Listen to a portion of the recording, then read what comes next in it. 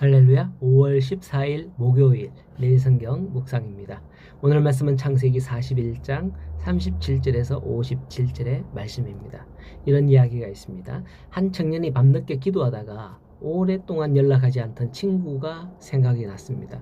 피곤했지만은 마음이 강하게 움직여서 전화를 걸었습니다. 그 친구는 울면서 이렇게 말했다 그럽니다. 사실 오늘 나 삶을 포기하려고 했어. 그런데 네 전화가 마지막 순간에 왔어. 청년은 특별한 음성을 들은 게 아니라 설명할 수 없는 마음의 감동에 순종했을 뿐이었습니다. 성령의 인도는 때때로 거창한 환상이 아니라 작은 마음의 어떤 움직임, 이런 것들을 순종했을 때 나타난다는 것을 보여주는 이야기입니다. 우리가 작은 감동을 느낀 것, 그런 것조차 성령의 감동이 아닐까 생각됩니다. 자, 오늘 말씀해 보면 요셉이 바로의 꿈을 해몽해 줍니다. 그러자 바로가 38절에 하는 말이 이와 같이 하나님의 영에 감동된 사람을 우리가 어찌 찾을 수 있으리요? 라고 말합니다. 그렇습니다. 요셉이 그 누구도 해석하지 못한 바로의 꿈을 해석할 수 있었던 것은 하나님의 영에 감동되었기 때문이었습니다. 여기서 보듯이 성령의 감동된 자는 그가 비천한 자리에 있다 할지라도 지극히 존귀한 자로 여김을 받습니다. 좀 전까지 요셉이 어떤 자였습니까? 죄수였습니다. 급히 옥에서 나와서 수염을 깎고 씻고 왕 앞에 선 겁니다.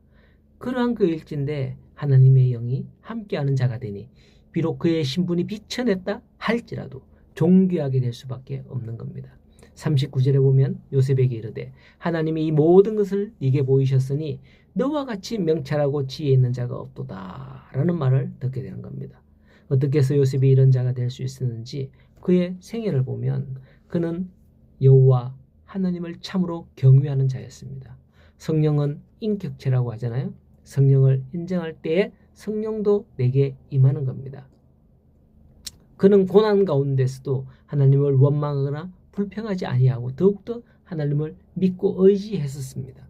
그래서 그는 하나님의 영에 감동될 수 있었고 바로의 꿈도 이렇게 해석할 수 있었던 겁니다. 잠언 9장에 보면 여호와를 경외하는 것이 지혜의 근본이다라고 했잖아요. 하나님을 경외하는 자만이 하나님의 영이 주시는 지혜를 소유할 수 있음을 믿으시기 바랍니다. 바로 왕은 그러한 요셉을 놓치지 않습니다. 40절에 보니 너는 내 집을 다스리라 하며 애굽의 총리로 임명하게 되는 겁니다. 왕의 권위를 상징하는 인장반지를 빼서 요셉의 손에 끼우고 세마포과 금사슬을 목에 걸어주었으며 버금술에 태워서 애굽 나라 모든 사람들 앞에 지나게 할 때 모든 사람들이 그 앞에 절을 하도록 하였습니다.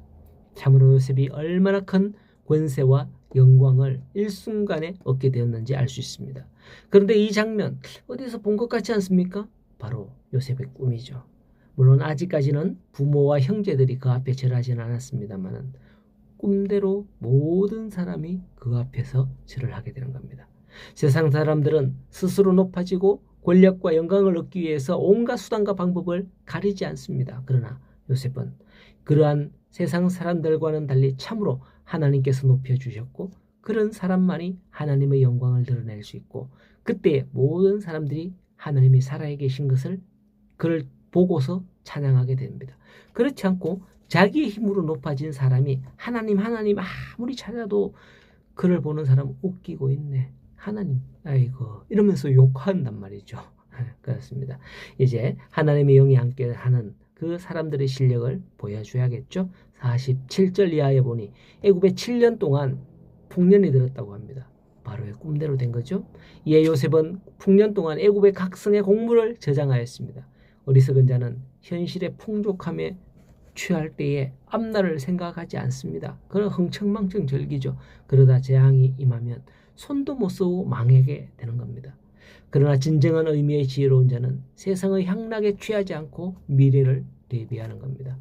뿐만 아닙니다. 요셉이 30세가 넘도록 결혼도 못했다고 지난 시간에 말씀을 드렸는데 요셉은 30세가 되었을 때 한순간에 공직, 그것 최고의 공직에 올랐고 결혼도 합니다. 그리고 두 아들 므낫세와 에브라임을 낳는 것을 볼 수 있죠. 여기서 우리가 기억해야 할 것은 요셉의 축복이 일순간에 주어진 것 같지만 요셉은 하나님의 축복을 받기까지 많은 일을 겪었다는 것을 볼 수 있는 겁니다. 우리는 흔히 잘된 것만에 의지하고 잘된 것만 집중하지만은 이러한 축복을 받기까지 얼마나 힘든 세월이 있었는지 봐야 하는 거죠. 그러므로 오늘날 내게 힘든 일이 있다 할지라도 요셉처럼 모든 상황 가운데서 하나님이 함께한다는 믿음을 가지시기 바랍니다. 그때에 하나님이 나를 붙드실 줄로 믿습니다. 하나님은 때가 될 때 이처럼 그를 들어 사용하는 것을 볼 수 있는 겁니다. 오늘도 이 모든 일들 가운데서 하나님이 함께 하시는 성도님들 되시고 머지않은 장래에 요셉에게 임하였던 것 같은 하나님의 그 은혜와 축복이 임하시기를 간절히 소원합니다. 오늘도 하나님과 동행하는 복된 하루 되시기를 축복합니다.